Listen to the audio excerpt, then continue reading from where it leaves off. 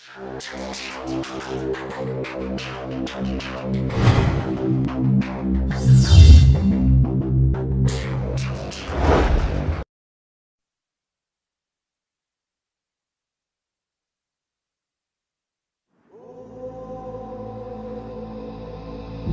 is one of the most mysterious places on Earth. An entire sovereign nation surrounded by a single city. The Vatican. For centuries, it has influenced world events, perhaps more than any other country on Earth. How could the world's smallest country wield such power? Secrets. The secrets it holds behind these very walls. It's a secret place for many reasons, and one is that it gets up to things it doesn't want people to know about. This is the setting for Dan Brown's best-selling book, Angels and Demons. But are dark forces trying to destroy the church, as Dan Brown suggests? I think secret societies evolved at that time and came about through a reaction to the ominous presence of the Catholic Church. Could an ancient cult rise again to infiltrate Vatican security and assassinate a pope? Popes have undoubtedly been murdered. Could this same secret society be planning to take over world governments? The agenda of all secret societies is to rule the masses so that the masses become slaves, fodder, malleable, useful, eliminatable laboratory animals. And does this, the dollar bill, hold the secret to a new world order? We have New World Order right here on our dollar bills, and yet most people are unaware of this. One person is on a mission to uncover the answers to these very questions and more that are raised in Dan Brown's frightening book.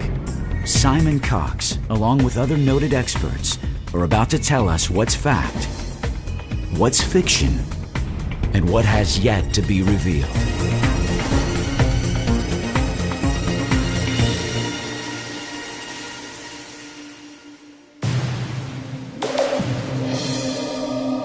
Rome, once the ruler of the Western world. Today, this nation city is both the cultural nerve center of Italy and the setting of Dan Brown's best-selling novel, Angels and Demons. Rome is an amazing place, a city that is like none other than I've ever seen. It's a kind of revelation in the sense that at every turn there's something new. It's like a palimpsest, which is a manuscript in which something's been written, but it's been written over a pre-existing text that's been erased, which itself was written over a previous text that's been erased, so that it's layer upon layer, and it's that layering that is the city of Rome, endless and deep. When you turn a corner, there's a modern building sitting on a Roman building, sitting on something earlier still, and at every corner, at every turn is a new discovery. But it's not only ancient buildings which lay hidden beneath Rome's streets. In the city where Caesar was murdered, where Constantine helped engineer the emerging religion of Christianity, a new and sinister society reportedly existed. The Illuminati, the Illuminated. Dan Brown's Angels and Demons raises vital questions. Do they still exist? And if they do, who are they? The central theme within Angels and Demons is this idea of a secret society called the Illuminati. Did they really exist? If so, what period of history? Are they still around? These are questions that are really thrown at us from the book, and Dan Brown tries to answer them by saying, yes, they're a real secret society, they still exist today, they still exert influence and pressure, just as they did through history. Historian Simon Cox has made a career of studying the past. Now he's making a career investigating the theories behind Dan Brown's mysteries. In his newest book, Illuminating Angels and Demons, Cox finds himself on the trail of the Illuminati, much like Dan Brown's hero, and for good reason. It's a book that deals with secret societies, with Christianity and its interaction through the ages with us as people, as man, and the idea that there may actually be some other hidden thread of knowledge, of illumination that runs through that.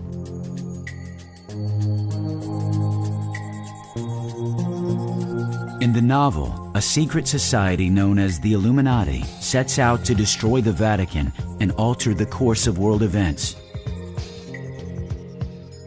For writer and conspiracy theorist Jim Marrs, the threat is real.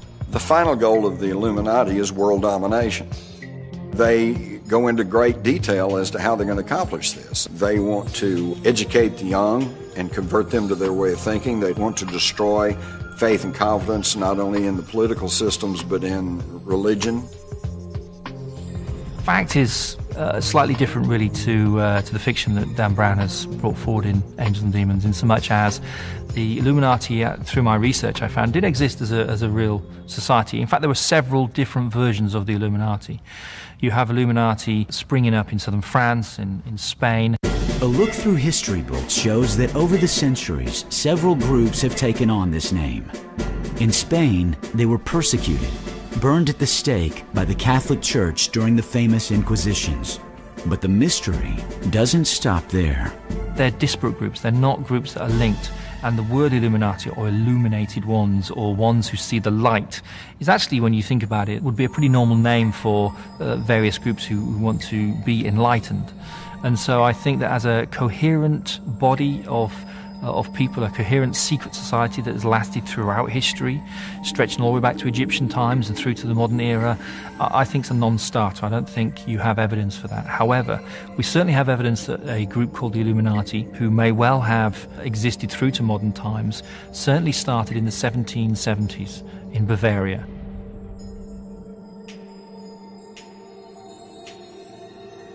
The Illuminati was a secret society supposedly formed in the spring of 1776 by Adam Weishaupt, who had been trained by the Jesuits.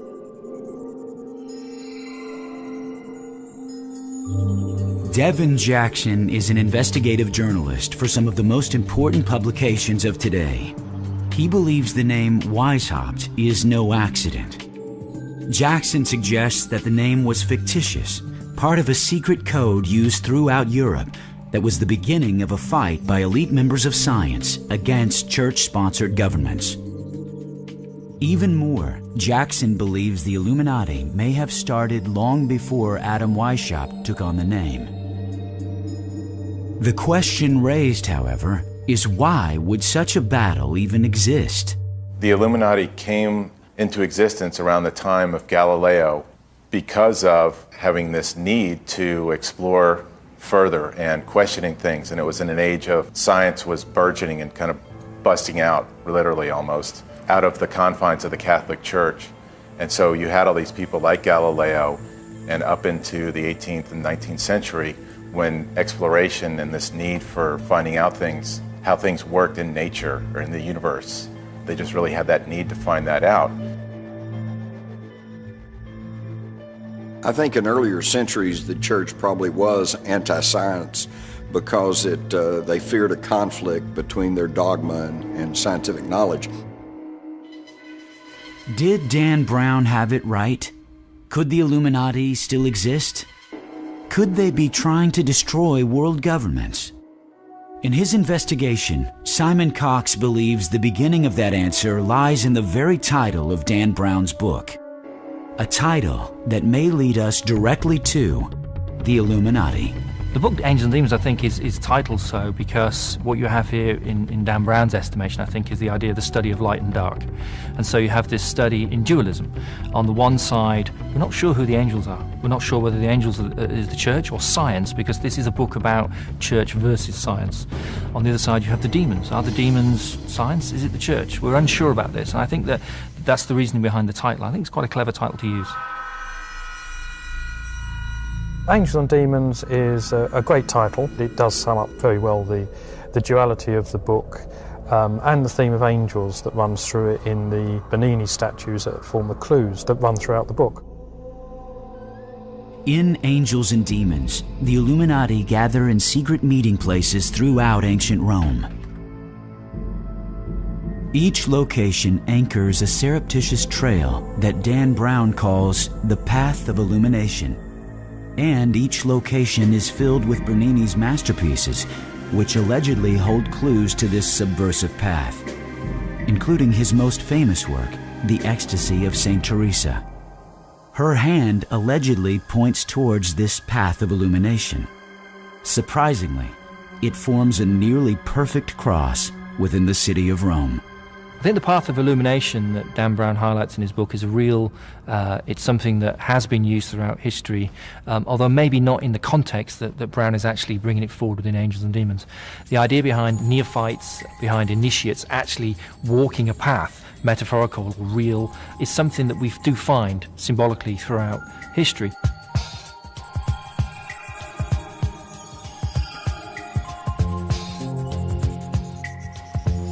This alleged path starts at Rome's most famous landmark, the Vatican, a site visited by up to 30 million tourists a year. The path then crosses Tiber River to the east, anchored at Santa Maria della Vittoria. To the north, the cross begins at Santa Maria del Popolo and ends to the south at Piazza Navona. Why a cross for a group allegedly fighting the church? Clive Prince and Lynn Picknett, co-authors of the Templar Revelation, have researched its mysterious origins. Every religious, spiritual, esoteric discipline will talk about a metaphorical path of illumination. Whether this exists in the sense of the Illuminati, a group somewhere, have their own views on this, and you have to be initiated into it and do certain things, perhaps horrible, to receive illumination, is open to question. The Illuminati's scientific beginnings, their rituals, and quest for power are closely tied to the Vatican's own shrouded history. But hidden deep within the Vatican are secret documents which reportedly could be used to destroy the Church. Has the Illuminati infiltrated the Vatican? Have they found the hidden documents? And what will happen if they, or another secret society, finds them?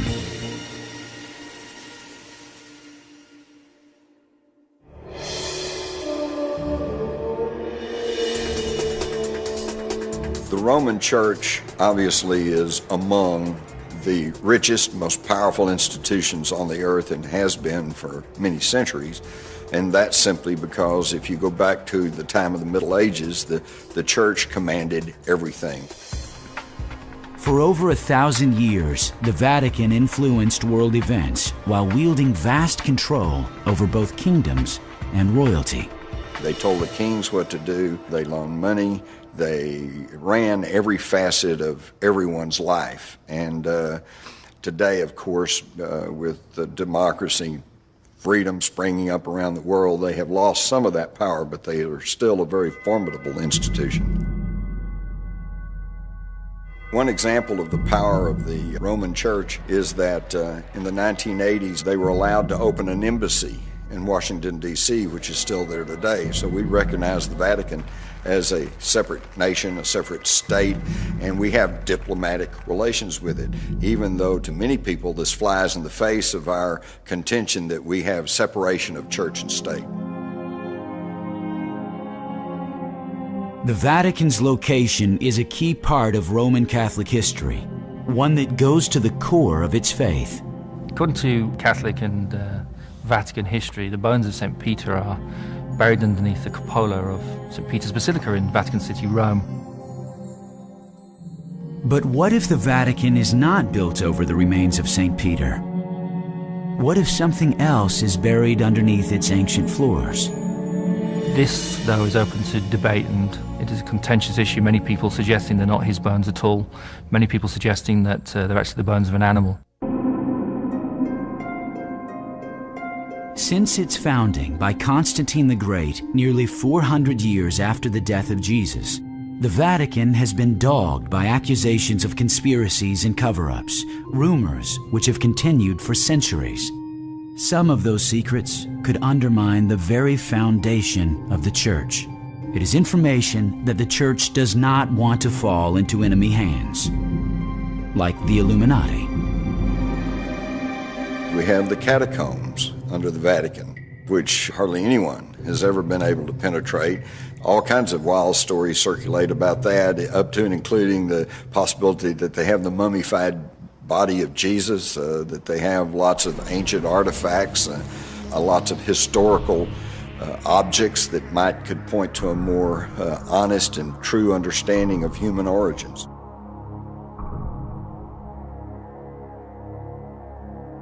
So there is that reality behind it.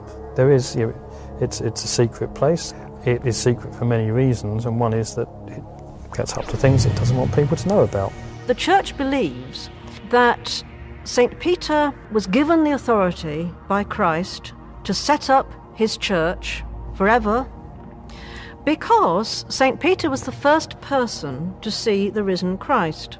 This is a kind of article of faith of the Catholic Church. And all you have to do is read the New Testament to discover that it's wildly untrue. The first person to see the risen Christ was actually Mary Magdalene. In fact, it's not even true that Peter was the first male disciple to see the risen Jesus. The first male disciple was John the Beloved. So what's going on there then? For centuries, questions such as these could not be raised in large parts of the world without fear of persecution. It goes to the heart of the Church. Was St. Peter really the one chosen to start the Church? Is the Vatican the true resting place of his body? Early scientists were some of the first to question. With other religions growing in popularity, the Church had a lot at stake. And the Catholic Church just took this position that we have to be the one faith. We can't have anybody else believing in these other gods or polytheism or some other type of God. It's got to be the Catholic Church or nothing. The Catholic Church took this position, I think, in its first maybe 400 years of existence, that they, at that time when there were also these other faiths competing for people's souls, and so to speak, that they wanted to be the one church that would dominate over all the other faiths that were out there. Adding to the controversy is the Vatican's enormous financial wealth, and more importantly, how it was achieved. I think the Vatican is secretive about its finances because of the controversy over how much money flows into the church. They don't want to detail how much money they have, how much money they're worth. In fact, it's really amazing, but I have found in my work as a journalist in this country that even local bishops, local priests, they only know their picture, their small piece of the puzzle. They do not have entree to general accounting numbers as to how much money or where it goes or who's getting it or anything else.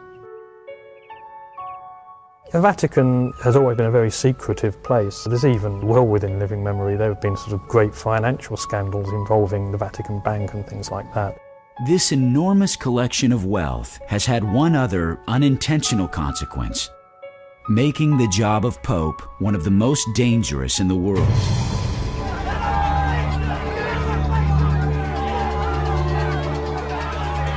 While Dan Brown's Angels and Demons plot revolved around the fictional assassination of a pope, his research was well based in historical fact. Could a pope be murdered? Well, it's a question that Brown certainly brings up within Angels and Demons, and it's certainly something that undoubtedly has happened. Celestine V being a classic example, 5-inch nail in his head, maybe kind of gives that one away as a slightly suspicious circumstance.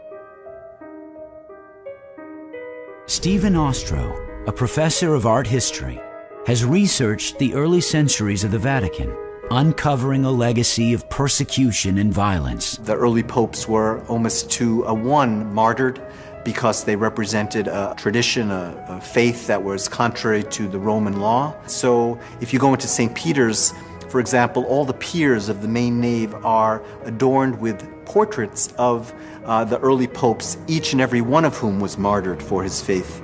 So popes have long been killed because they are not just religious but also political figures. And so, yes, there's been intrigue, yes, popes have been poisoned, murdered, martyred. But I think in the modern era, let's just say since the 17th century, it hasn't been quite so bad as it was in the early days. The battles of the early church were over power, world domination, the same goal as other secret societies. Scary times are good times for the church. The agenda of all secret societies that have a negative impact is to rule the masses.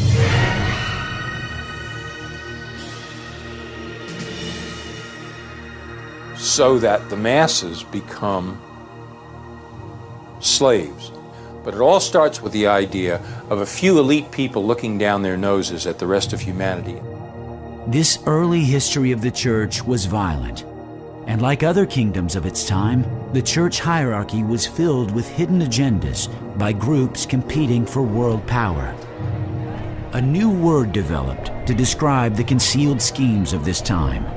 Calling the church a pornocracy is an interesting use of the term. It's not a widely accepted or used term. It literally means government by harlots, by prostitutes, hence the root porno. And it specifically and historically refers to a time in the 10th century, beginning with a fairly inept pope named Sergius III, and a series of popes who ruled by less than moral means. Apparently Sergius I, for example, had a number of competing cardinals killed in order so that he could assume the papal throne.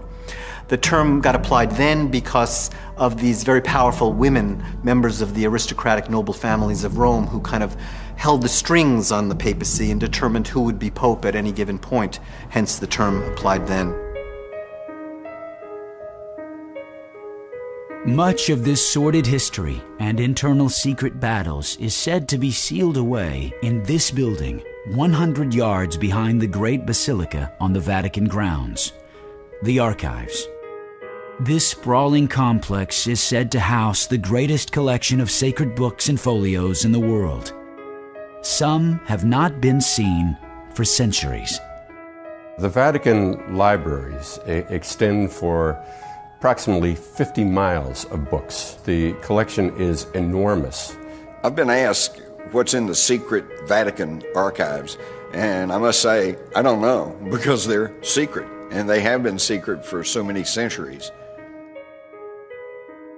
In Angels and Demons, Robert Langdon manages to steal a historic document from the archives that he thinks will help find the location of a kidnapped cardinal.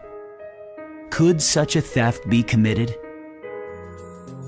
Paul Williams is a theologist and one of the very few researchers ever allowed to pass through the Vatican's tight security and examine its archives. You can't enter with a jacket. You can't enter with an attaché case. You can't even carry a fountain pen. The only thing you can take with you is a graphite pencil and a notepad. When you enter the archives, a cleric will present exactly the document that you've requested. If they've agreed to give you that document, the cleric will remain with you while you study that document. There will be porters and guards behind you, so it would be absolutely impossible to take anything out of that room. Even if you were Harry Houdini, you just can't do it. Such close attention to security and restricted access raises the question, is the Vatican hiding something in its archives? What secrets can be found on its 50 miles of shelf space? There are rumoured to be some fabulous documents in there about the Second World War, about the Pope's involvement, or rather the Pope's non-involvement in the Holocaust and his failure to speak out against the Holocaust. Of course, there must be truly secret Vatican archives because the Church dozens and dozens of other Gospels, for example, that weren't included in the New Testament, that has stuff in them that would seriously undermine the Church if people knew about it. So presumably there are an awful lot of books that certainly researchers like me would give my eye teeth to see, hidden somewhere in the Vatican. One of the secrets that is reportedly held here comes right from the pages of Angels and Demons. Suppressed historical documents, including unpublished writings and research by early scientists. Those writings could include materials of Galileo and Copernicus. Both were considered enemies of the Church. Both were linked by Dan Brown to the Illuminati. When Galileo made his revelation that, hey, the Earth and the Moon and all the planets revolve around the Sun, number one, this was disturbing the orthodoxy of the Roman Church, and two, they probably were afraid that this would lend a lot of support to sun worship which is one of the oldest, most primitive religions and one that they were trying desperately to stamp out. I think it's interesting that within Angels and Demons, it's not made implicit, it's not made clear which one is the angel and which one's the demon. As Dan Brown asserts in his book, even though it's fiction, to claim that Galileo and Bernini were either part of the Illuminati or Freemasons, it's not so far-fetched, I don't think. It's certainly open to possibility. There were so many groups, secret groups at that time, it was just kind of the height of secret societies throughout Europe between the 1400s to the 1800s. There's been an age-old war between church and science. It's gone back as far as the foundation of the church itself, and I think this is something that's inevitable when you have a group, a society, like the church, like the Christian church itself, putting down tenets and dogmas and doctrines that they say are absolute, that are immovable, that are truths. And you will also have people challenging those truths. Did the Vatican's oppression of science and knowledge spur the formation of secret societies? Is the Illuminati one of them? Like most persecuted and suppressed organizations, the Illuminati probably did go underground. The Illuminati appeared late in the history of Europe. But where did they really come from? Some historians theorize that the Illuminati evolved out of a once powerful and legendary organization. One that once protected the Pope, but then was destroyed by order of the Pope. The Knights Templar, warrior priests. But were they really eliminated?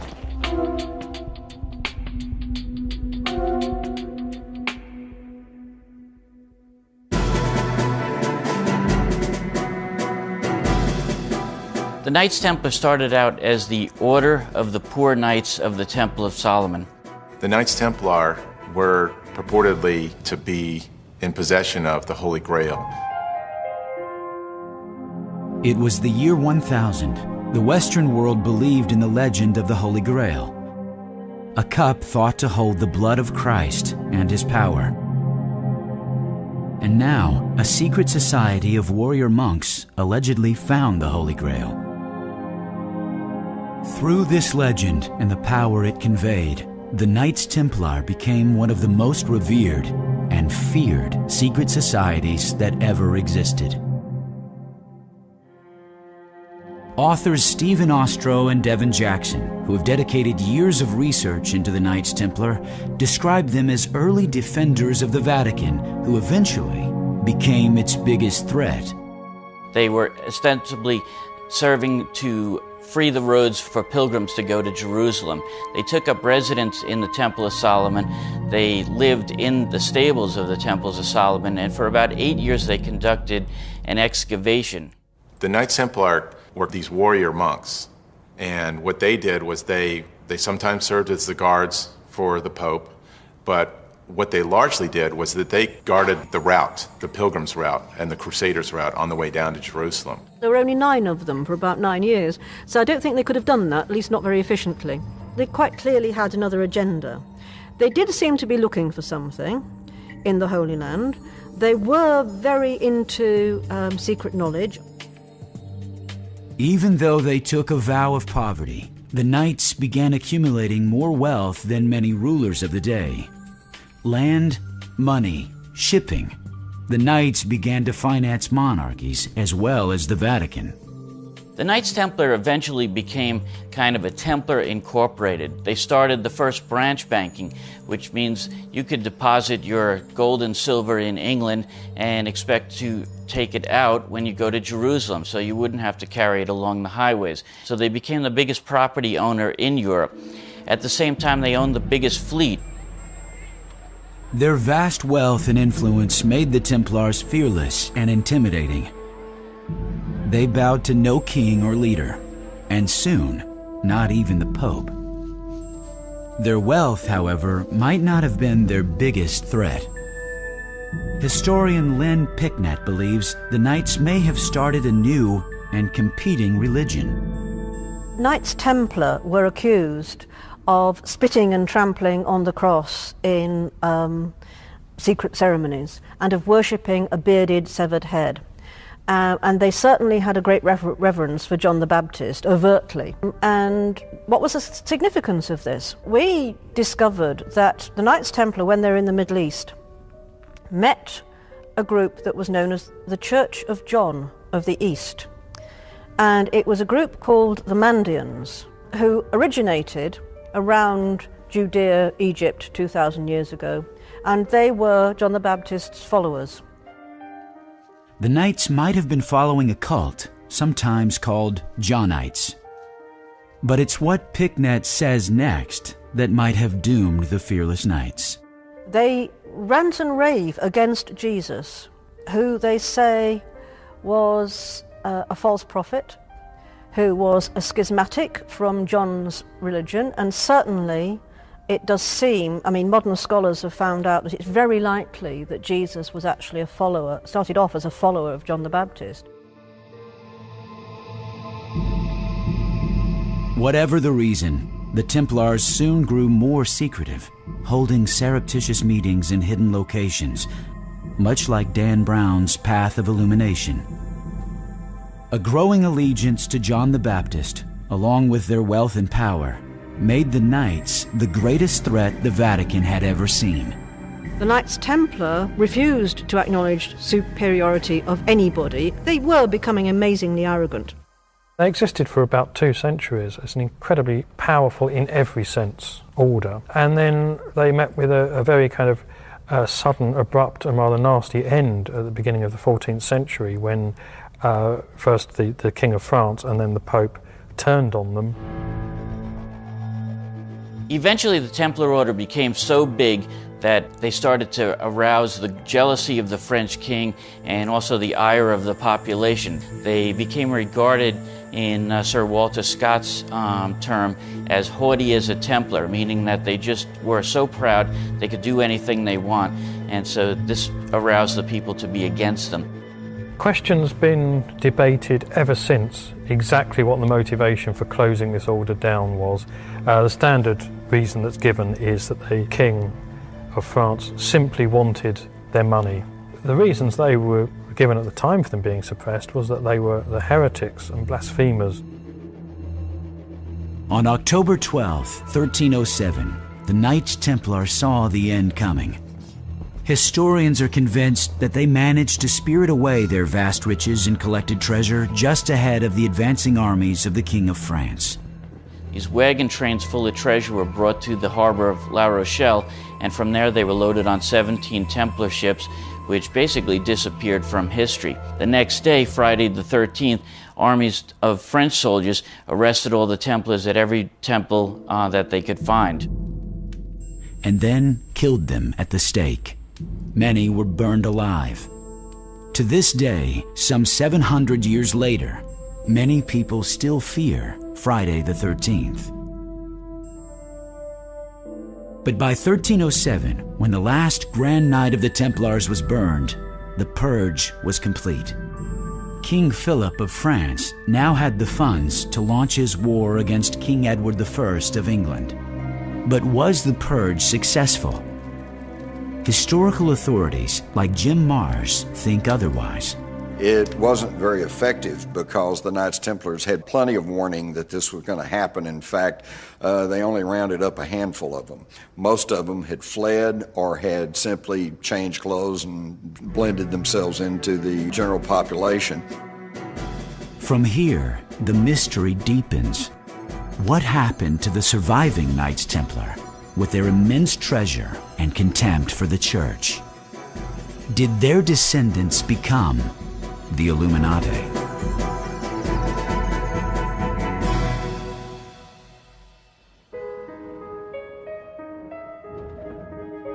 With the Templars supposedly vanquished in the late 1300s, the Vatican regained its standing as the world's most powerful institution.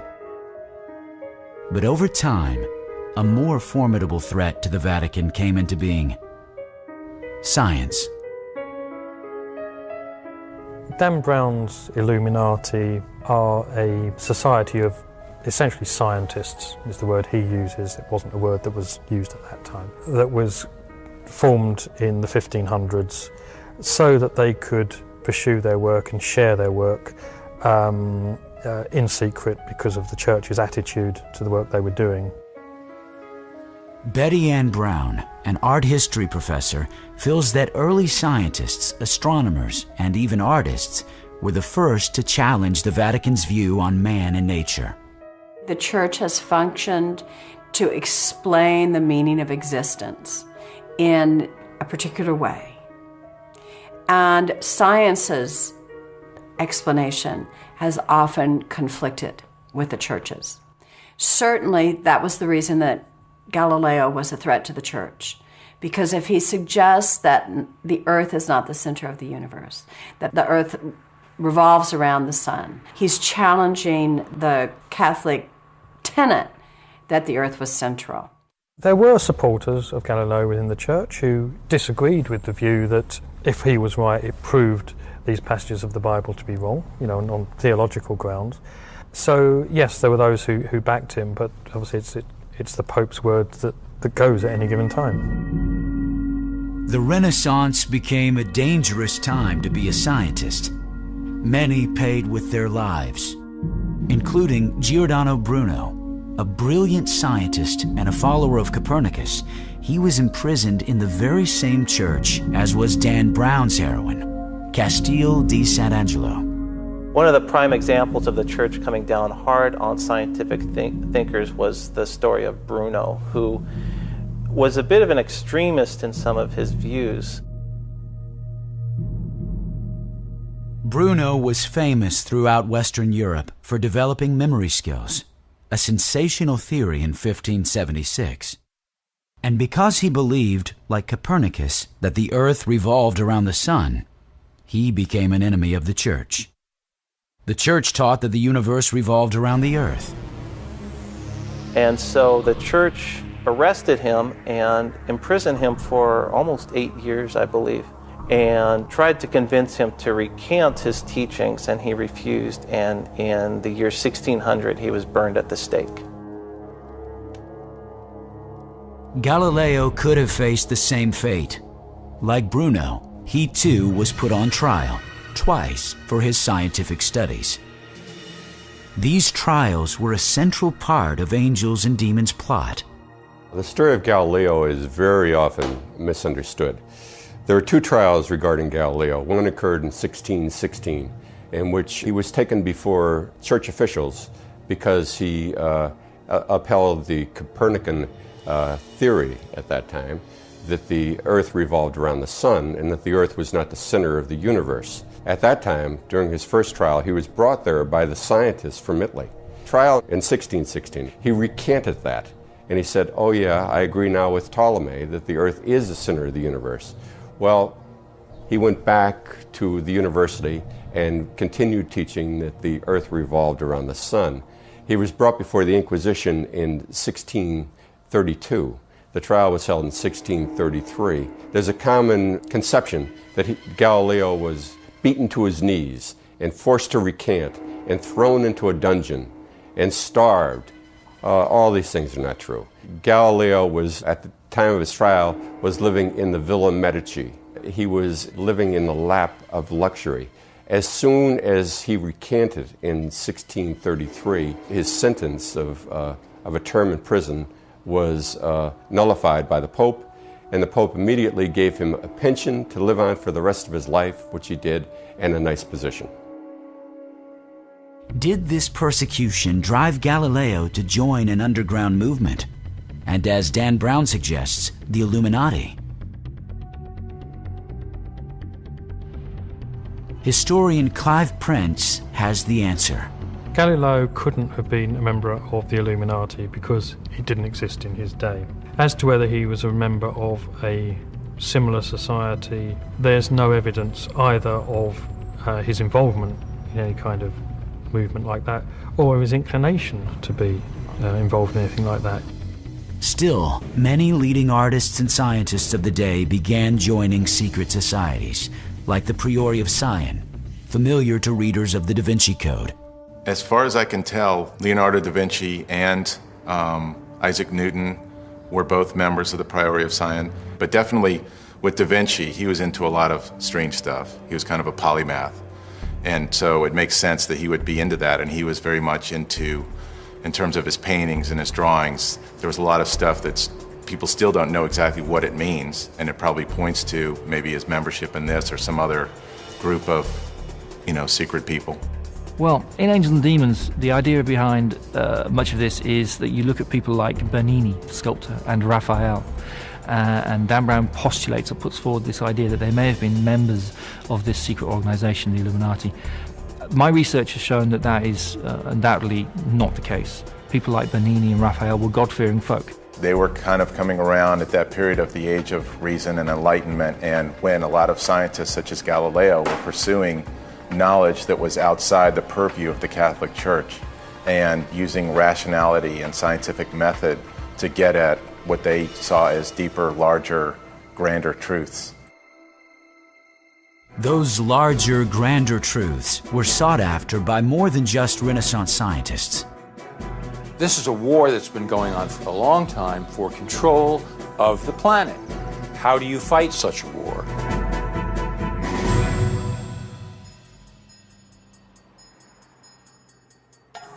Rome is today, and has been for centuries, the seat of the Catholic Church, which means the fundamental center of the Christian faith. It is a mixture of many other sources from Egypt, from Africa, and from all over the planet. Symbols from other ancient lands cover the city of Rome. It's one reason Dan Brown set Angels and Demons there. Another is its massive treasure of artwork. Art historian Betty Brown suggests both were used to convey covert messages. Some might have even been on the fictitious path of illumination. Bernini, as the Illuminati artist, used Egyptian motifs so much in his work, and that's because there was, at the time that he was working, very much a vogue for things Egyptian, for Egyptian symbols. Since he chose Bernini as the central character in Rome, it's particularly good. The Baroque period was a time in which Western culture was centered around the production of images. Rome was the picture-making center of the entire civilization. Bernini was a superstar on that stage. Superstar might be an understatement. Bernini was one of the most famous artists of all time. Working in the 1600s, he designed the famous columns in St. Peter's Square and the 140 intimidating saints that stare down from him. Bernini as an artist may well have actually embedded within much of his artwork certain symbols and ideas that the church would have seen as kind of in opposition to their standpoint at the time. But I think that just like Raphael, Bernini's markers or symbols themselves, we're really just talking about these new scientific ideas, the ideas of Copernicus and Galileo, and incorporating them within the artwork. The Church of Santa Maria del Popolo is a site, like many churches in Rome, that has a deep history. It's an important place for the Illuminati, if the Illuminati master is going to be Bernini, because it has two major Bernini sculptures. It has a Bernini sculpture of Daniel and a pairing of an angel and Habakkuk. And the angel has come to Habakkuk to tell him to rescue or help Daniel. And the angel is pointing in one direction. Habakkuk, resisting for a moment, is pointing in another direction. And Dan Brown uses the angel and Habakkuk sculpture to suggest that the angel is pointing in the direction of the next clue. So that's a first major step on his fictional path of the Illuminati.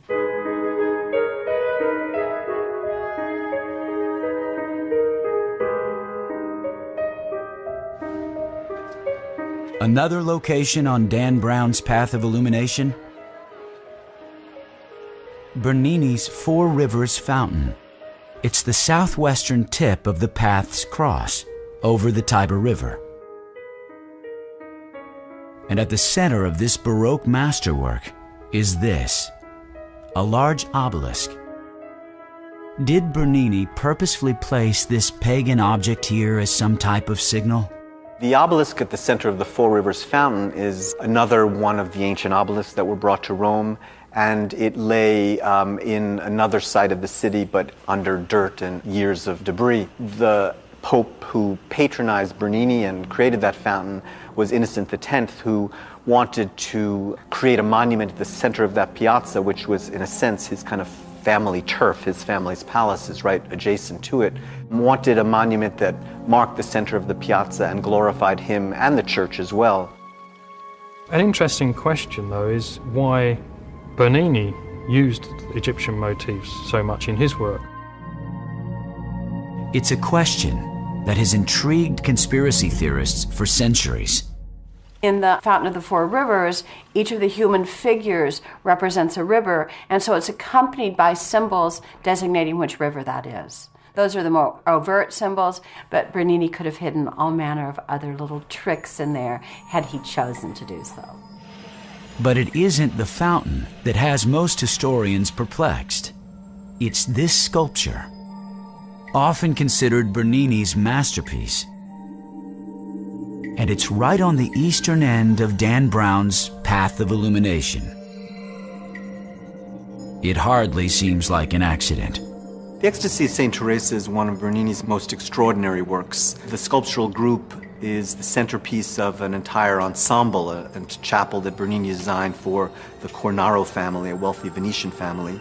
And it illustrates or gives form to one of the most remarkable passages in her writings that describes one of her many encounters with the divine. It's the tip of the arrow that allegedly holds an Illuminati clue: fire, one of the four elements.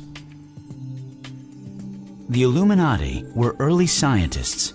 Earth, wind, fire, and water were the elements with which they worked. And in Dan Brown's book, each was used to kill a cardinal. Did the Illuminati truly use their most important symbols for such a frightening means? Teresa of Avila is a fabulous woman from Christian history. Santa Teresa reformed the Carmelite order, allowing women who weren't incredibly privileged to enter the convent by basically working their way through rather than coming in with such an immense dowry that it would pay for their room and board for their entire lives. She traveled all over Spain founding the convents, and during her life had several visionary experiences. St. Teresa of Avila was in many ways the poster child of the Catholic Reformation, and her experience, her ecstasy, there was this new emphasis on having an emotional experience of piety, an emotional experience of God and of Jesus. This artist outlived 8 popes, 8 benefactors. This allowed Bernini to create much of the most valued artwork throughout the Vatican, including the famous St. Peter's Square. But another Renaissance artist may also have left similar secret messages in his works: Raphael. Only it wasn't with obelisks or spears of fire. And one anchors yet another arm of the cross on the path of illumination. Well, the pyramids in the Chigi Chapel are fairly unique in terms of Renaissance tomb imagery and form. They were actually designed by Raphael, who was the architect and designer of the chapel in the 16th century, the early 16th century. And they were very much meant to evoke the grandeur of ancient Rome and earlier civilizations still. When Raphael designed those tombs, he was very much thinking about the symbolic meaning of the pyramid, going back to Egyptian and ancient Roman culture. And in its form, it embodied kind of perfection on the one hand, and on the other, the idea of salvation and eternity. Dan Brown appropriated this site for the Illuminati as yet another clue: the element of earth. Does this make Raphael a conspirator? I think it's highly possible that any of these incredible creative geniuses could have been a member of a secret society. Certainly could have been true for Raphael, Certainly could have been true for Bernini. And I think that Bernini and Raphael and many of the artists at the time would have been seen in modern terms as reformers. They still relied fundamentally upon the church. They were still God-fearing folk. They would have seen these ideas, the very idea of a secret society, as anathema, but they were reformers and they wanted to bring forward some of these new scientific ideas. And I think that's what Dan Brown is really getting at with a lot of his work within Angels and Demons. While Bernini and Raphael lived long before the Illuminati were known, other symbols on the path of illumination may have true connections to secret societies. Symbolically, Egypt is the source for the Illuminati symbols that are so significant in the mystery of Angels and Demons. Angels and Demons starts with Robert Langdon, the main character, dreaming of Egypt. I think this is Dan Brown using this device within the novel to draw us into the idea that Egypt and Egyptian symbolism is going to play a very important part in this book. In both Rome and Vatican City, numerous Egyptian obelisks like these sit in open display. Their origins are pagan, yet here they are in one of the most religious sites on Earth. The reason they are here goes back to the very beginning of modern Christianity. The obelisks within Rome seem odd on the surface. You walk around Rome, you see obelisks. There are actually 13 obelisks within Rome. These obelisks account for more obelisks than are actually standing within Egypt. In Angels and Demons, the obelisks also help to form the path of illumination that Robert Langdon uncovers. Professor Eric Johnson is a religious history scholar at UCLA. He suggests there's a reason that Egyptian mysticism was very influential in Christian-dominated Europe, and why such symbols would have been used by secret societies.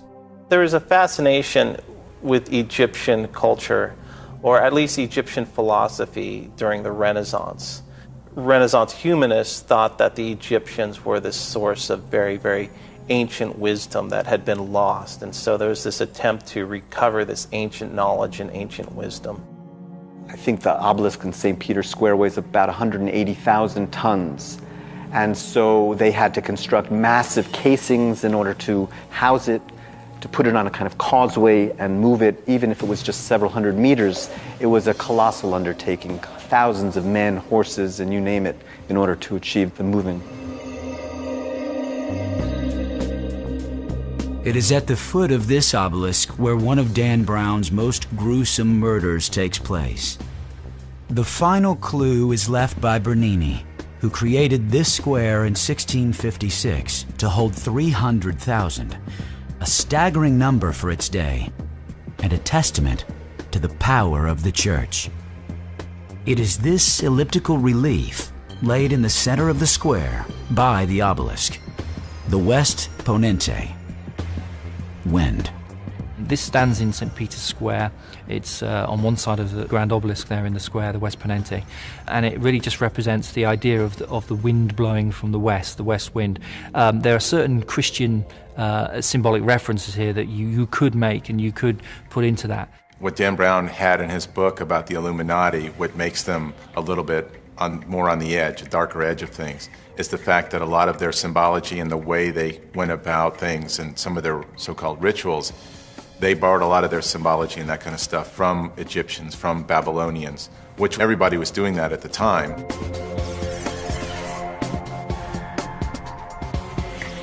I would probably catch some flack for saying this, but it's quite obvious to any student of the Bible that the Bible, of course, on which Christianity is based, is actually a hodgepodge of ancient oral traditions, old stories.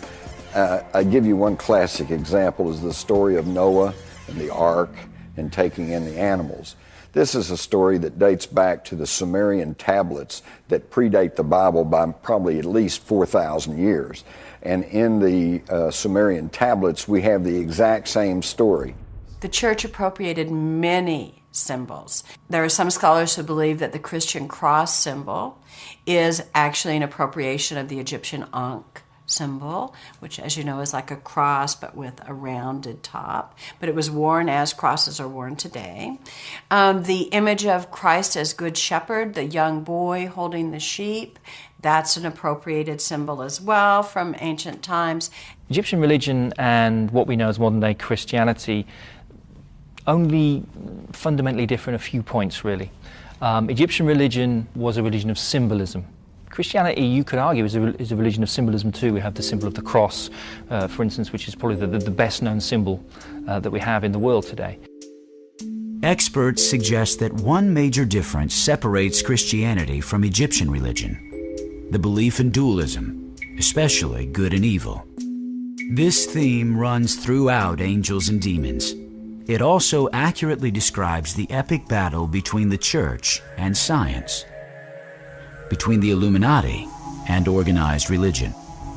The Egyptians really didn't see things in forms of black and white. They didn't see things as a yin and yang type of scenario. It was shades of grey. You had to have one to have the other. Order and chaos, they must sit side by side. Horus and Seth, these two characters from the Egyptian pantheon of gods, must be together in order to give us completeness in the world. But the Christian idea is that you have the good God and you have the devil, and that, you know, one is ultimately totally good and one is totally bad. Well, even Set, the ancient Egyptian god, wasn't totally bad. He had his place in the pantheon of gods and the place in the welfare of men, even representing that part of men and women and representing the balance. The Egyptians were very big on balance, whereas Christianity isn't. In Christian elements of religion, you really do have a definite black and white, and it's used in a very different sense to this idea of balance. You have heaven and hell, you have God and the devil, and it's a case of you must take your choice. You must pick, are you with us or against us? And it's this element to Christianity that really is one of the most fundamental differences to the earlier Egyptian religious iconography.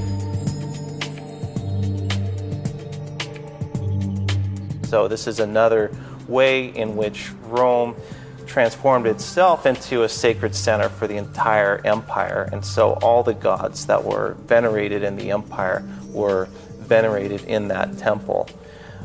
Later on, after Christianity becomes legalized and then later becomes the official religion of the Roman Empire, it was normal for a lot of these old pagan temples to be reconverted to become Christian.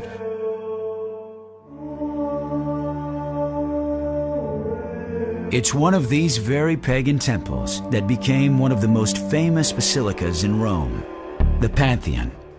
Hundreds of thousands of tourists flock here every year, yet few likely know that when they look up, they are looking at a demon hole. Many now, however, may think of it as an Illuminati landmark. Pantheon has a large hole in its roof, and there's actually a false trail that leads Langdon and Vittoria to the tomb of Raphael. This so-called demon's hole in the temple shows yet again a pagan symbol remade as a Christian symbol. Another example of dualism, good versus evil. They think one of the murders is actually going to take place there. It doesn't take place there. But what's interesting is that they bring into this part of the story the idea of the demon's hole. And this demon hole they equate with the roof of the Pantheon. Historian Simon Cox believes that the path of illumination may be real, at least in one sense. I think the path of illumination that Dan Brown highlights in his book is real. It's something that has been used throughout history, although maybe not in the context that Brown is actually bringing it forward within Angels and Demons. The idea behind neophytes, behind initiates actually walking a path, metaphorical, real, is something that we do find symbolically throughout history. As the Vatican continued to rule, evidence suggests that the Illuminati stayed underground for centuries. Their goal of achieving enlightenment through science would slowly take a dark turn. A grand conspiracy was planned, a plan for world domination.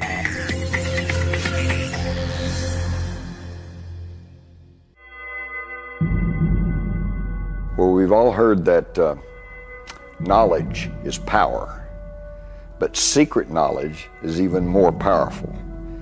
And the Illuminati, if they still call themselves that, is a movement whose basic philosophy is the end justifies the means. Conspiracy theorists have concluded that the modern-day Illuminati are a powerful entity in the world today, even if they no longer carry the name.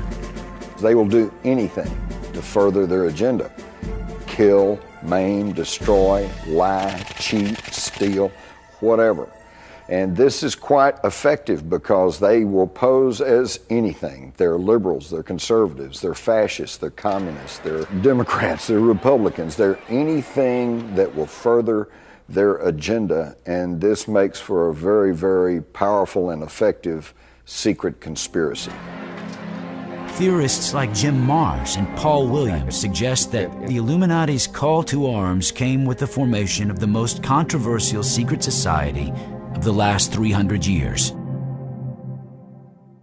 The Freemasons, an ancient sect of builders and stonecutters that may date back to Egypt. Freemason was actually a half French, half Anglo term, and it just meant somebody that was free, or frere as in brother, and a mason, which was actually in the building arts. Later on, when they could not be Templars anymore, these masons banded together, and they weren't just masons, they were anybody in the building arts.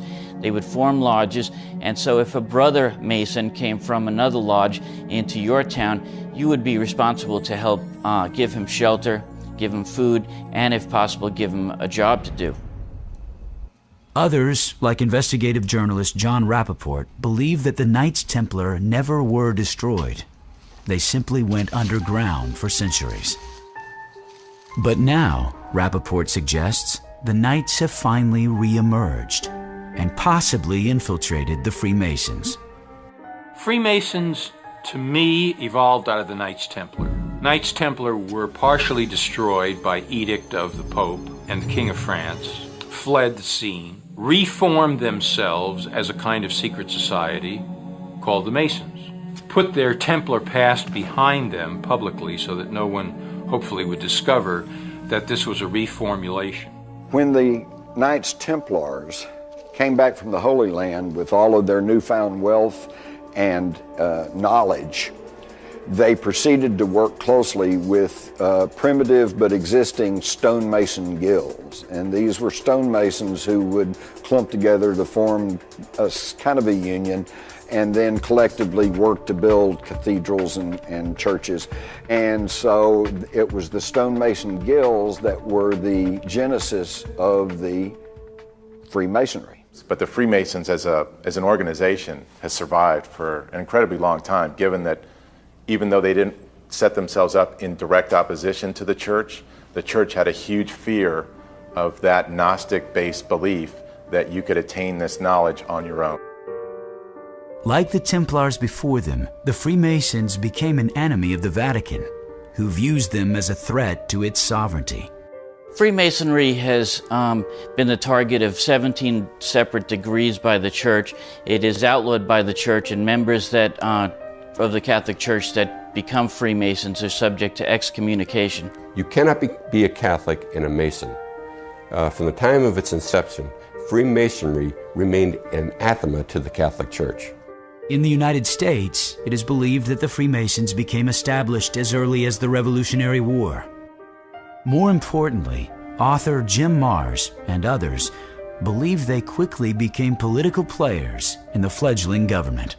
According to the Masons themselves, they played a very, very big role. The Boston Tea Party reportedly took place by members of a Masonic lodge who completed their lodge meeting and then went out and dressed up as Indians and dumped the tea into the Boston Harbor.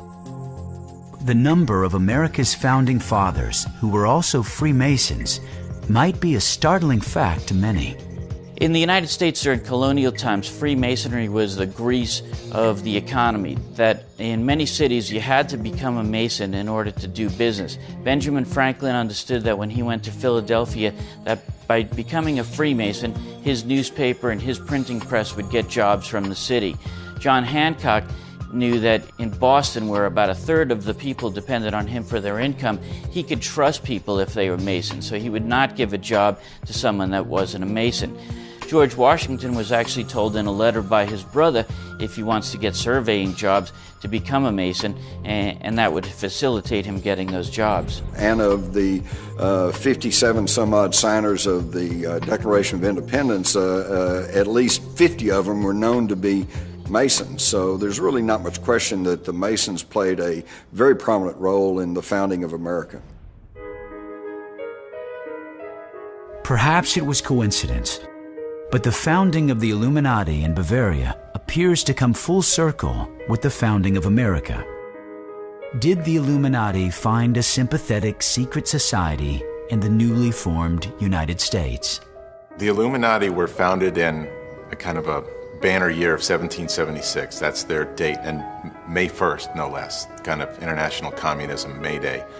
And they were called the bearers of light, Illuminati, from illumination.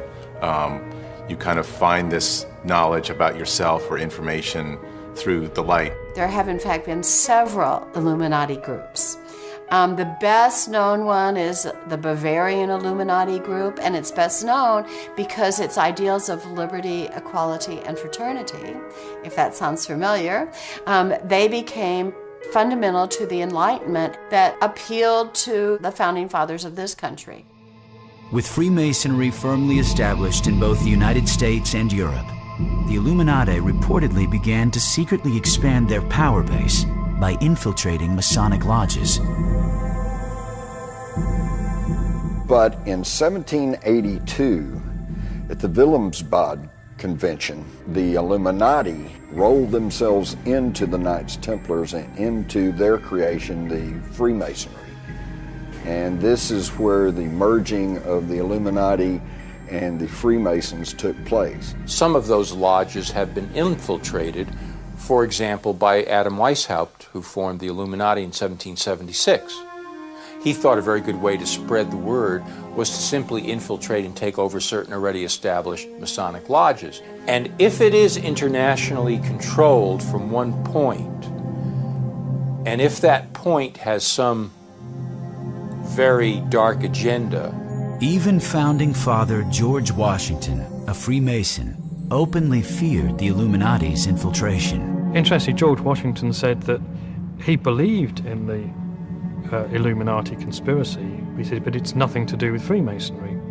Although he distanced Freemasonry from it, he himself actually believed in this Illuminati conspiracy. A small group of people would have to run Paradise to make sure that it is maintained. The idea was, we'll present this concept of the abolition of private property. That will be our front. There's a lot of people that would love that as a dream because they feel that that would create true equality. But these utopian ideals masked a drive for complete control of world events.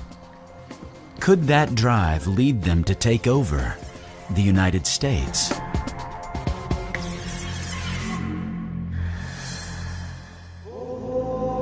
While the Illuminized Freemasons were expanding their ranks globally, the Roman Catholic Church had slowly declined in wealth, power, and influence. In order to survive, the Vatican was forced to compromise. Some critics say they made covert deals with the devil. Others believe it might have resurrected assassinations of modern-day popes.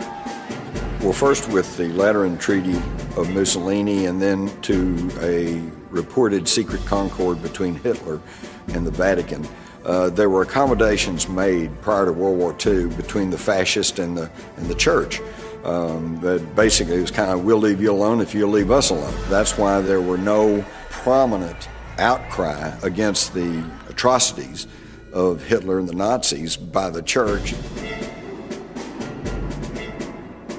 This alleged secret infiltration of the Vatican by outside powers may have saved them from ruin. However, some say it also made them a co-conspirator in the genocide that was to follow. Pope Pius XI signed the Concordat with Hitler and the Concordat with Mussolini. He had promoted these two fascist regimes. Toward the end of his pontificate, he lived to recant these views. He knew that he was wrong, He saw the herding of the Jewish populations throughout Germany and Poland into ghettos, the creation of concentration camps, the persecution of Catholic clerics throughout Germany. By 1939, Pope Pius XI could no longer abide by the clandestine agreement he had made with Italian dictator Mussolini. He decided to separate the church from the fascists. It would be the last decision he ever made. Just on the eve of World War II, Pope Pius XI announced that he was not happy with these concordants that had been reached with the fascists, Mussolini and Hitler, and was threatening to come forward and expose these deals that had been made between the church and the fascists, but then he died suddenly. The sudden death of Pius XI killed the plan to break the Vatican's alliance with the fascists. Just like popes being murdered and martyred in the Middle Ages, once again, the job of being pope had become deadly. Scholars today still raise disturbing questions about the Pope's death. As soon as he died, the papal chamber was entered by two people, just two. One was Cardinal Pacelli, who later became Pope Pius XII, who was the engineer of the Concordat with Hitler. The second was the Vatican physician. Cardinal Pacelli and the Vatican physician immediately ordered Pius XI's body to be embalmed. The Church had never allowed this practice before. Also, the Vatican did not allow an autopsy to be performed, raising further suspicions. Pius XI's death remains a mystery to this day. There is reason to believe that Italian fascists poisoned him. But of course, as with most conspiracies, you keep them covered up not through absolute covering up of facts, but through obfuscation. There's so much claim and counterclaim and controversy that most people just finally get tired of it and turn away. This was not the last time in recent history that secrets, cover-ups, even deaths would scandalize the Church. On May 5th, 1998, Italians woke to shocking headlines. Sangue in Vaticano. Violence had erupted within the Vatican, one of the most secret and protected cities on earth. Someone had been murdered within its walls. On May 4th, 1998, a nun made her way through the barracks of the Swiss Guard in the Vatican and discovered the bodies of the commander of the Swiss Guard, Alois Estermann, his wife Gladys, and a young Lance Corporal, Cedric Tournay. The Vatican, a few hours later, said that the young Lance Corporal had shot the commander and his wife before turning the gun on himself. What was behind this horrific crime? Had the fortress of the Vatican been infiltrated? Was it part of a larger plot to overthrow the Church? Dan Brown couldn't have written the ensuing cover-up better. It was only 4 hours after the bodies were discovered that the Vatican announced that, according to its official version, the Lance Corporal had killed the commander and his wife and then killed himself in a fit of madness. We weren't told what the basis for this conclusion was. The terse nature of the Vatican statement about the Swiss Guard murders only inflamed the story more. Basically, the Italian newspapers had no idea what to make of all this, and all they had to go on were a few lines from the Vatican. So, of course, that's where the question started. What appeared on the surface as a bizarre crime in one of the most protected secret societies on Earth may have been more political than previously known. Now, Cedric Tournay was made out to be a madman, an alcoholic, a drug addict by the Vatican, but the truth is that he was actually quite a typical Swiss Guard. He was dedicated to the Pope, he swore to sacrifice his life if necessary for the Pope, and he wanted to act as a bodyguard for the Pope. And all these expectations that he harbored in him were, of course, turned out to be illusions. But in another twist, investigative journalist Devin Jackson finds a possible link between the Swiss Guard, this elite army sworn to protect the Pope and Church, and a secret society from the past, the Knights Templar. The very knights who once guarded the Pope were destroyed by the Pope. Did this investigation expose the resurgence of this secret society? It's a case that never has been solved. And like their predecessors, the Knights Templar, the Swiss Guard are tightly keeping their secrets. Despite the huge pressure for a public investigation and the public wanting to find out more about the cause of the murders, the Vatican battened down its hatches completely. It refused an offer of help from the Italian Interior Ministry. It refused offers of help from other Italian crime experts. The morning following the murders, all the Swiss Guards were gathered together by the chaplain, and they were made to swear silence on the affair, on anything they knew about the protagonists involved. While the murders cast a more scrutinizing light on the Swiss Guards, their undying dedication to the Pope is beyond dispute. In many ways, they are just as secretive as the Vatican. The Swiss Guard is a secretive institution like any department inside the Vatican.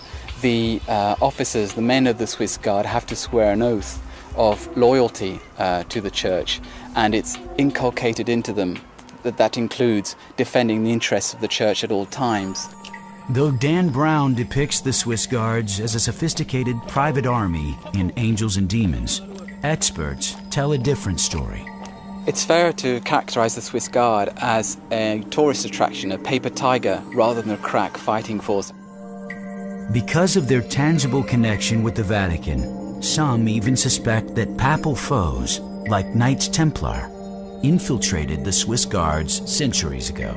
When the Knights Templars took off their tunics and rolled themselves into the general population, it stands to reason that they would insinuate themselves into positions of power, to include the Swiss Guards around the Vatican, to include the secret societies. They probably infiltrated many walks of life. The Vatican has always been rumored to have a secret service, but it's not an intelligence system as we know it in other Western countries. It's basically a network of information, a prodigious network of information, because it's based on priests in Italy, but of course all over the world, and all sorts of religious institutions who bring in a flow of information to the Vatican. But there are some blind spots, and one of them is terrorism, and that's why the Vatican have to rely on information from people like the CIA, the French Secret Service, or even the Italian Secret Service. My key conclusion after watching and talking to the Swiss Guards is that they're not equipped to protect the Pope. The biggest threat to the Vatican, though, may not be from terrorists. Have secret societies infiltrated the Church itself? Some believe that they have, and that there is a money trail leading to more murders at the Vatican. Perhaps even of another pope. It would be most instructive if everyone was to study the P2 scandal in Italy back during the administration of Ronald Reagan back in the 80s. P2 stands for Propaganda Dua, which is the name of a Masonic lodge in Italy. They said they were financed through Illuminized Freemasons in Switzerland, known as the Gnomes of Zurich. It was a heck of a story, and it was big news in Europe, but over in America, we barely got to hear much of anything about it. The Propaganda Dua had close business relations with the Vatican Bank, which was headed by Chicago-born Archbishop Thomas Marcinkus. Eventually, several high-ranking cardinals and bishops became members of the Masonic-led P2. But here we have it in the 1960s, a secret Masonic organization that became incredibly powerful with tentacles throughout the world, and you had over 121 Catholic hierarchs. I'm talking about archbishops, bishops, cardinals, members of the society. By 1978, the newly appointed Pope John Paul I became aware of the Vatican's relationship with P2. He began an investigation, but he would not live to see it completed. Did the trail from the Knights Templar to the Illuminati and finally to the Masons somehow lead to John Paul's premature death? Historian Clive Prince believes it could have been an inside job. That many people have suspected that that was a result of some kind of faction within within the church, within the Curia, the church's civil service, if you like, that didn't want this man to be pope because of financial scandals that were going on at the time that they thought he might uncover. A few years after the death of John Paul I, the Vatican was swept up in the Ambrosiano affair, one of the world's biggest banking scandals, which led to another bizarre death. The P2 were also very big into banking, and around this time, the bank Ambrosio, one of the largest banks in Italy, and it was called the Vatican Bank, failed. The head of the bank was a person named Roberto Calvi, who was found hanging from the Blackfriars Bridge in London with stones in his pocket, kind of symbolic of a Masonic assassination rather than a simple hanging. A Masonic rule says that a traitor should be dangled before the rising tide, which he was, and a traitor should be assassinated with the marks of Masonry, the group that he had betrayed, ergo the 5 bricks within his pockets. While the assassination of a pope is fiction in Angels and Demons, the world watched in horror as a real assassination attempt of Pope John Paul was broadcast live on television.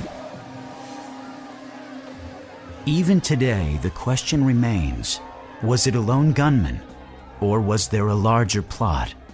The assassination attempt against Pope John Paul II in May 1981 in St. Peter's Square is the only murder attempt in recent times. He was surrounded by Vatican security officials, including senior officers of the Swiss Guard. The attempted assassination of John Paul II back in 1981, that it wasn't another case of a lone gunman, this guy Ali Akka, who was a Muslim, that it involved both the KGB through some weird, still shady Bulgarian connection. Did Pope John Paul II's strong stance against communism incite the plot to assassinate him? Was his attacker part of an ancient secret society called the Assassins, which have been linked to the Knights Templar? Ronald Reagan and John Paul II set up this agreement where they were in a battle. It was kind of toward the end of the Cold War. So they wanted to get rid of communism. And the liberation theologists, which were all in South America and Central America at that time, at the height of their controversial rise, Reagan said, if you help me defeat communism, I'll do what I can to kind of keep the liberation theology movement, down there and allow you to keep more control over those people. It's documented that Reagan and John Paul II, as the head of the Vatican, were going to try and do what they could to stamp out communism. So naturally, the Soviet Union felt threatened enough to perhaps use this Bulgarian connection to off the Pope. If there was a conspiracy to kill John Paul II, the Vatican's perpetual secrecy effectively killed the investigation into the case. We have the case just after the attempted murder of Pope John Paul II in 1981, when the Italian authorities tried to find out information from the church about what they might have known about the run-up to that attempted assassination. But there, the church refused to give any information to the magistrates, so much so that one Italian public prosecutor accused the Vatican of placing a tombstone on his inquiry. But it wasn't just the Vatican that was threatened. Reportedly, the Illuminati had infiltrated the Freemasons. And across the ocean, in a prosperous America, the Freemasons were surprisingly aggressive at infiltrating the government of the United States, eventually reaching its highest levels. To the question which presidents were Mason, it's more which presidents were not Masons. People up to George Bush and Delano Roosevelt, Harry Truman, Reagan, it's just a laundry list. Just about every president has been a Freemason. It's just funny to think of who the Freemasons have been or are, like the astronaut Buzz Aldrin or John Wayne or Bob Hope or W.C. Fields, people that you never, it's like, what are they getting out of being a Freemason? And it's a fraternal organization. And this is where the Freemasons have been at odds. Franklin Roosevelt was one of them that did reach the highest level of Masonry, and he worked his way up for a long time in Masonry. Gerald Ford might have been given the title strictly as an honorary basis, but some Masons believe as many as 1/3 of the presidents of the United States were Freemasons. During Franklin Roosevelt's presidency, A subtle change in the $1 bill is thought to have signaled the arrival of a powerful secret society in the United States. One of the things Dan Brown mentions in his books is the Masonic imagery on the dollar bill, and there's much to that. We have the Great Seal, which has a lot of Masonic imagery, such as the arrows and the olive branch. Here we have the all-seeing eye of knowledge at the top of the pyramid, but it's separated from the rest of the pyramid. And this is Illuminati imagery indicating that they alone have this knowledge and that all the rest of us are down here on the lower part of the pyramid. Treasury Secretary Henry Wallace, who according to Simon Cox was a Freemason, added Masonic symbols to the Great Seal of the United States. He also added these frightening words. The term Novus Ordo Seclorum actually means the New World Order. Masonry calls this god the Great Architect. So, in other words, we have New World Order right here on our dollar bills, and yet most people are unaware of this. The dollar bill might be just the beginning of evidence that the long trail of the Knights Templar to the Illuminati and now to the Freemasons has infiltrated the government of the world's largest free nation. The Washington Monument is an obelisk. It's in the form of an Egyptian structure that basically has the same meaning. It was originally for the god Osiris, but it's just a sign of any god and the power of that god. The whole layout of Washington, D.C. is done to a sacred architecture. The Capitol building, the White House, and the Washington Monument are the three most important pieces there. The most startling evidence of Illuminati influence is with the Bilderberg Commission, arguably one of the most powerful groups in the world who many suspect of controlling the world's economy and even its governments. The Bilderbergers came along in 1954, I think. They were founded by another Freemason, this guy Prince Bernard, who was part of this Merovingian dynasty, as he claims, also affiliated with the Nazis. They used to meet in this hotel in the Netherlands called the Hotel Bilderberg. So they just started calling them the Bilderbergers. At one of their later meetings, David Rockefeller, who a lot of people see him as this huge kind of master puppet, kind of pulling the strings of world leaders, he proposed the idea at a Bilderberger meeting that we should have a commission, which later came to be called the Trilateral Commission, which is, coincidentally, there are three parts of the pyramid. The purpose of the Bilderberg Group was a united Europe. Started with a common market. You now have the European Union that is desperately trying to get its member nations to ratify a constitution that will mean that the already top-heavy governments of these individual countries in Europe will now be run by a super top-heavy organization called the European Union. Bureaucrats will run all of Europe.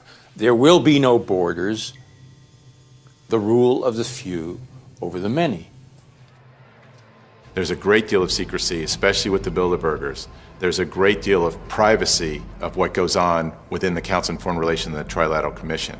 And the fact that they want to try and shape the world as they see it, that's what is best for the world, and we know how to do that. That's what leads to lumping them in with the New World Order, the pyramid, the eye in the pyramid, lumping them in with Masonic traditions. The Vatican is saved at the end of Angels and Demons. But does the fight between science and the church continue today? I've been asked in the struggle between the Illuminati and the church, who's winning? And it's hard to say because this is a sub rosa conflict. You don't read about it in your newspapers or your news magazines, and you don't see it on television. But stepping back and taking the long view, I think you find that the influence of the church is waning, and there is growing chaos in the political field and growing control in the corporate field. So I would have to say the Illuminati seem to be ahead at this point. They've always fought against science, and even though it's 400, 500 years late, they finally just got around to absolving Galileo of claiming that the sun was the center of the universe. They would still kill Galileo today or chain him up. They would still burn Giordano Bruno at the stake as they did if they could get away with it. They just know they can't get away with it. They have to do this by other means. That is the hope. That is the plan. That is the strategy, to support situations in which chaos will reign.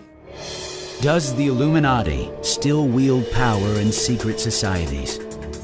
Are they still fighting for a new world order? This is a war that's been going on for a long time for control of the planet. How do you fight such a war? And in the end, who will win?